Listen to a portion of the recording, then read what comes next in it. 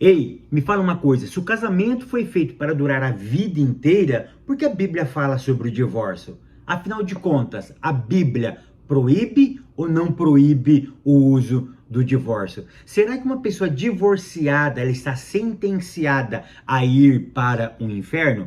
Essas e outras questões serão respondidas nesta videoaula, então não percam!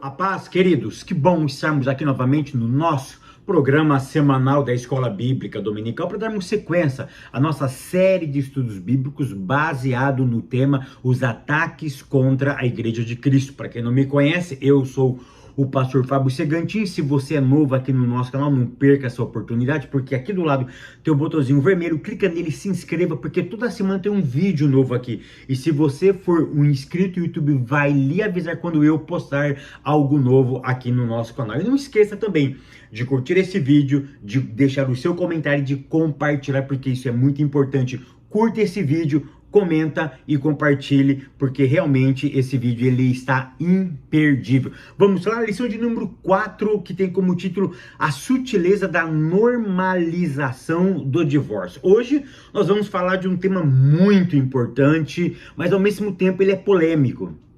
Eu sei que isso vai dar muita polêmica, eu sei que isso não é um assunto fácil, não é um assunto sanado, cada um tem um ponto de vista.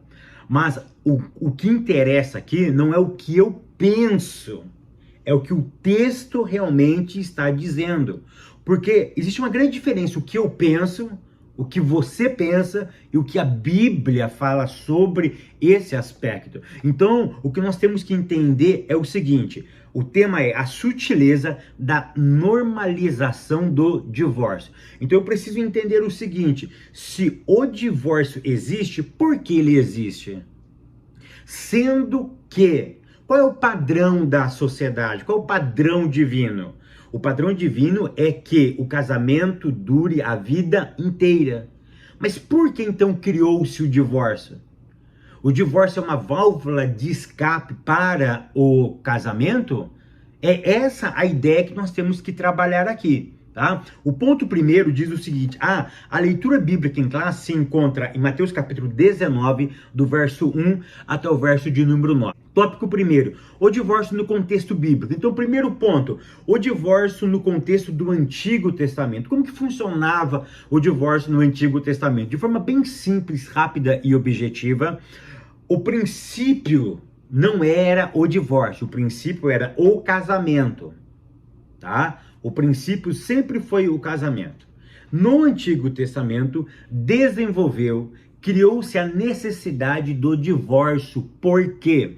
Porque nas relações interpessoais, alguma coisa acontecia que ambos não queriam mais viver juntos.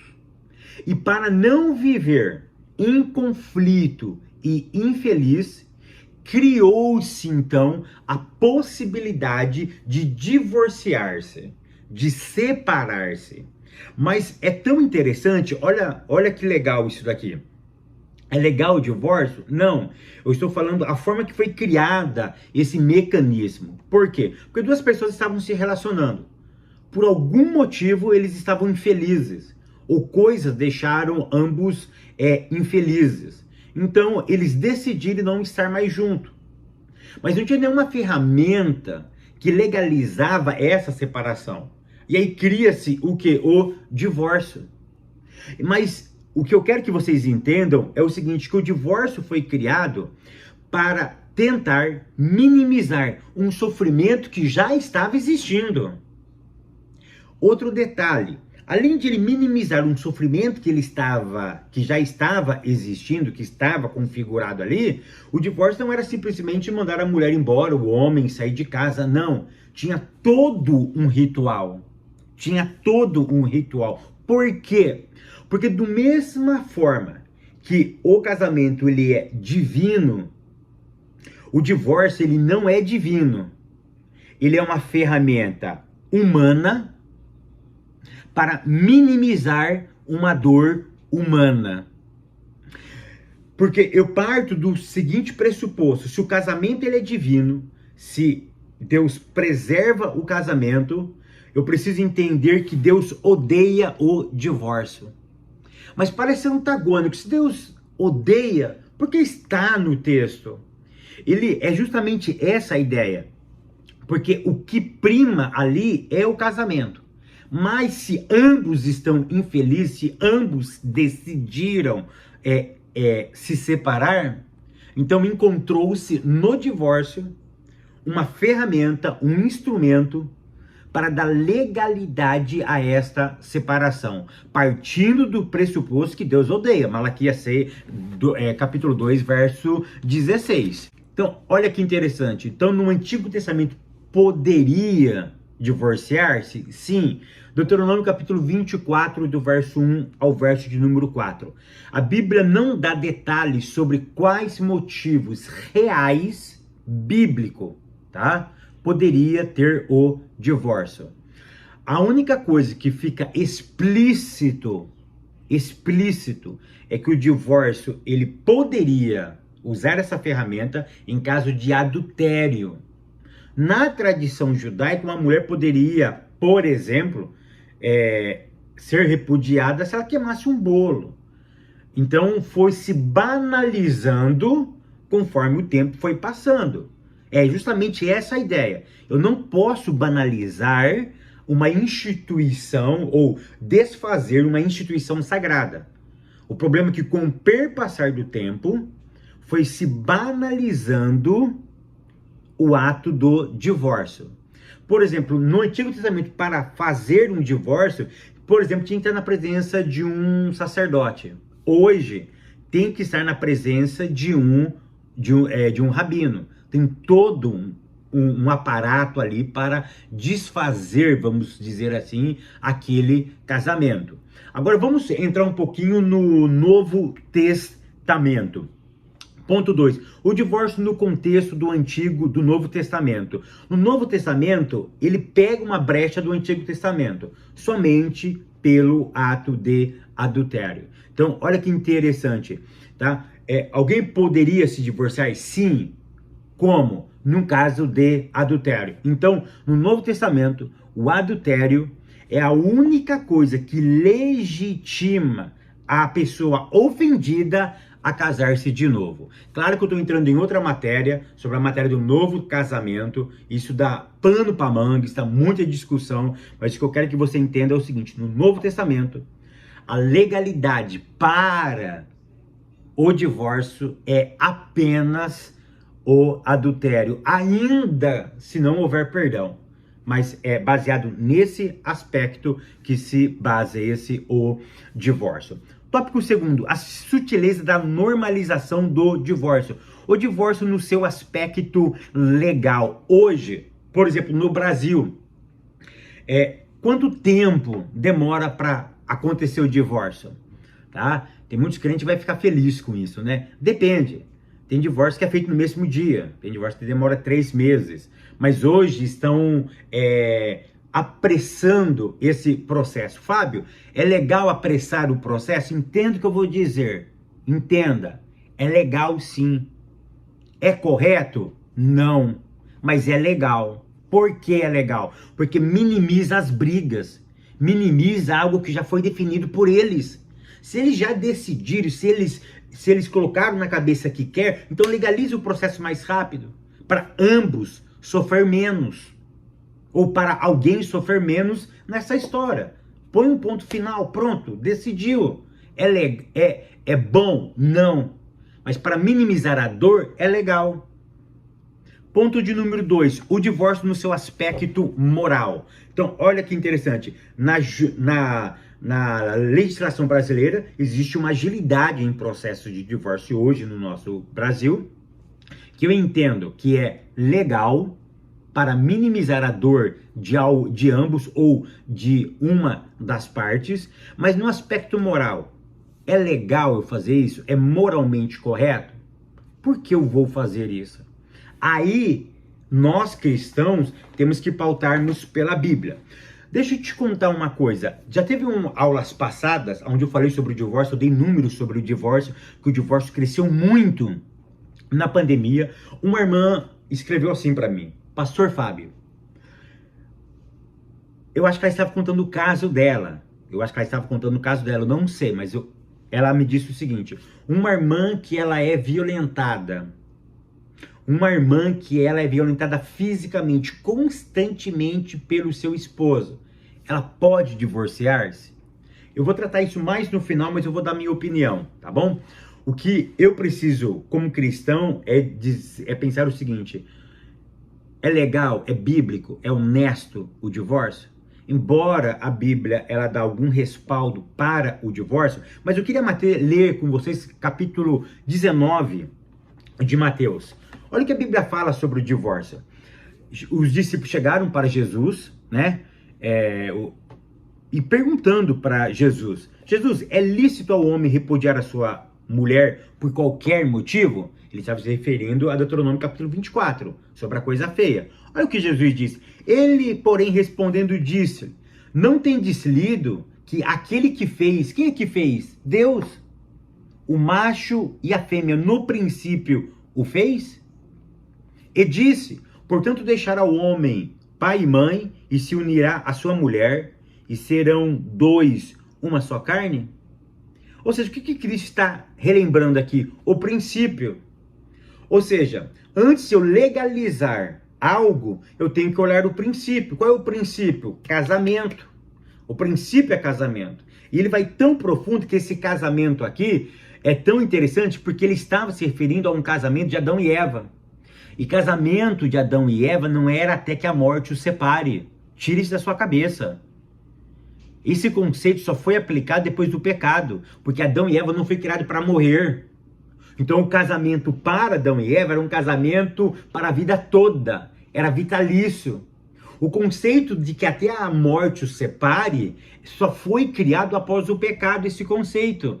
Espero que vocês tenham entendido isso, que essa é a sacada. É isso que Cristo está se referindo a Adão e Eva. Olha, o princípio que vocês estão pegando aqui é o princípio de Adão e Eva. A questão não é a morte que separa, ele é vitalício. Ele está dizendo o seguinte, que o casamento ele está acima da morte. Olha que interessante, se o pecado ele entra e a morte é uma consequência do pecado e o pecado é um acidente de percurso na nossa história e se a consequência é a morte, então a morte, olha que interessante, ela veio nesse momento da história e ela interfere em algo que Deus fez para a vida inteira. Então, como a morte entrou, então a única coisa, tá, que vai acabar, desfazer com o casamento seria a morte. Porque a ideia de Cristo é que é para a vida toda. Porque Adão e Eva nunca iriam morrer. Aí ele continua dizendo o seguinte, verso 6. Assim não são mais dois, mas uma só carne. Portanto, que Deus ajuntou, não separe o homem. Disseram-lhe então, olha que pergunta interessante. Então, por que mandou Moisés dar-lhe carta de divórcio e repudiá-la? Aí a resposta de Cristo é fenomenal. Aí ele disse o seguinte, disse-lhe ele, Moisés, por causa da dureza do vosso coração, vos permitiu repudiar vossas mulheres, mas não o princípio foi assim. O que Cristo está querendo dizer? Sabe por que Moisés deu carta de divórcio? É porque não tem graça no coração de vocês. É pela dureza do coração de vocês. O problema é relacionamento. Vocês não desenvolveram graça, afeto, amor, misericórdia, perdão. É por causa da dureza. É por causa que vocês estão pensando só em vocês mesmos. Se você estivesse pensando no amor, em algo maior, isso não estaria acontecendo. Ou seja, é por causa da dureza do coração de vocês. Então, a resposta de Cristo ela é algo fenomenal. Tópico 3º, o divórcio e a prática pastoral. Ponto 1, a pessoa do divorciado. A pessoa do divorciado, a pessoa que está divorciada, ela precisa ter conselheiros. Fábio, ela precisa ter um terapeuta? Sim. Ela precisa passar por um psicólogo? Sim. Porque ela está destruída no aspecto emocional. E uma pessoa que passa por essa situação, ela fica mais fragilizada e geralmente nas próximas relações, ela vai se ferir muito mais do que na primeira relação, porque ela está fragilizada. E aí entra a sutileza do diabo também. Aí o diabo vai preparar pessoas mal intencionadas que vão aproveitar da situação meramente para tirar proveito. Então ela precisa sim ser acompanhada de conselheiros. Nesse aspecto pode ser tanto um profissional, também de ajuda espiritual. Ponto 2, o divorciado como cristão. Agora vamos pensar o seguinte, nós cristãos, um cristão divorciou. O que eu quero que você entenda aqui é o seguinte, para cada situação precisa ter um posicionamento. Então aqui, o que nós vamos tratar aqui, o que eu quero que você trata na sua classe é o seguinte, não saia estilingando para todo canto. Cada caso é um caso. O que vale não é a sua opinião, é o que a Bíblia fala a esse respeito. A Bíblia tem resposta para tudo? Deixa eu te dizer uma coisa, a Bíblia tem resposta para toda situação da vida. Tem coisas na Bíblia que não são explícitas, mas está inferido no texto. Eu vou me reportar àquela irmã que me fez a pergunta a vídeos anteriores. Fábio, eu estou sendo violentado pelo meu esposo. Eu devo manter esse casamento? Primeira coisa, biblicamente, um ser humano, ele deve viver de forma violenta? A Bíblia diz que o casamento é liberdade. A Bíblia diz que o casamento é conjunto. Se essa relação é uma relação que está sufocando uma outra pessoa, não é um casamento legítimo. Ela está vivendo fora dos padrões das Sagradas Escrituras. Não porque ela quer, porque ela está sendo subjugada. É insensato nós pensarmos que uma mulher, nesse caso específico, ela deve ficar com essa pessoa em nome de uma crença, sendo que ela está sendo violentada, sendo que ela está sendo maltratada, sendo que ela não está vivendo à altura de mulher dentro das Sagradas Escrituras. Então, nesse caso específico, primeira coisa, esse homem tem que ser denunciado, tem que ser preso. É lei Maria da Penha nele. É lei Maria da Penha nele. E depois vai outras leis aí contra ele. Aí ela pode sim, Fábio, não teve adultério, mas teve a moral dessa mulher violada, a integridade da dignidade da pessoa humana, está nos direitos humanos, está na nossa Constituição, está na Bíblia Sagrada. Ninguém pode viver escravo do outro. Então, nesse caso específico, sim. Fábio, aí ela pode se casar novamente? É claro. É claro. Então, por isso que cada situação, ela precisa ser olhada com carinho, ela precisa ser olhada dentro de um aspecto bíblico, dentro de um aspecto teológico e dentro da sensibilidade. Porque conforme vai passando o tempo, as comunidades, as pessoas vão tendo experiências diferentes, tá? Porque com o avanço da tecnologia, com o avanço da humanidade, situações vão se modificando, mas o princípio é o mesmo. Tem pessoas que há 1000 anos atrás eram violentadas de outra forma. Hoje existem outros tipos de violação contra os direitos humanos. Então o que prevalece é o princípio. Então o que eu quero que vocês entendam nessa aula é o seguinte: aonde está a sutileza do diabo? Que qualquer coisa hoje se divorcia. Ah, não estou mais gostando, não estou mais... Ah, então vamos divorciar. Existe uma banalização do divórcio. Em que aspecto? Qualquer desavença é motivo de divórcio. O problema é essa banalização. O problema hoje é esse olhar da mídia, em onde a mídia não valoriza o casamento, e qualquer dificuldade da vida, vamos se separar. Qualquer coisa, vamos nos separar. É esse o problema, tá? É a facilidade, e eu concordo, na facilidade legal, documental do divórcio, porque minimiza a dor da outra pessoa. Eu concordo que tem que ser muito rápido o divórcio. Se ambos querem ou alguém quer, tem que ser muito rápido, sim, para minimizar a dor. Embora Deus odeia, mas Ele mesmo deu essa ferramenta. Mas a banalização que o diabo está usando é justamente isso. Qualquer coisa, não deu certo, eu divorcio. Ou seja, não existe uma luta, não existe um esforço para manter algo sagrado. Ou seja, não existe méritos humanos, não existe esforço humano, uma luta constante para se manter o casamento. É esse que está sendo a banalização da normalização, tá? Ou seja, as pessoas não lutam mais para manter o casamento. Então, se não, ou seja, qualquer coisa eu pego e eu troco. E hoje está muito fácil isso daí, né? Hoje está muito fácil. Então, o que você precisa entender é o seguinte, tá? A banalização está justamente em não ter esforço humano para manter o casamento.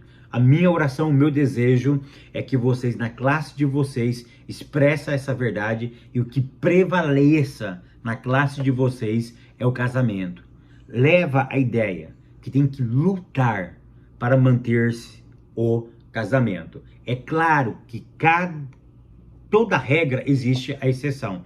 Nesse caso específico que eu acabei de contar para vocês, uma mulher sendo violentada, ela tem todo o direito de colocar esse camarada na cadeia. Bom que nós desse uma surra nele, mas enfim, não pode fazer justiça com as próprias mãos, né? A Bíblia proíbe justiça com as próprias mãos. Você tá entendendo que às vezes a gente quer fazer a coisa, mas a Bíblia nos limita? Então, ela não pode viver nessa angústia, nesse inferno. Então, o marido precisa ir para a cadeia e ela pode sim, então, praticar o divórcio. Então, o que eu quero que você entenda é o seguinte, tem que ter um caso específico. E nesse caso específico precisa ser pautada dentro das Sagradas Escrituras. Mas o princípio é lute pelo seu casamento. Professor, professora, mostre isso para a tua classe, tá? Mostre isso. A banalização está justamente por qualquer coisa, joga tudo pro ar e vai viver uma outra experiência. Que o Eterno continue te abençoando, te prosperando, te guardando. Eu te espero no próximo vídeo, querendo Deus.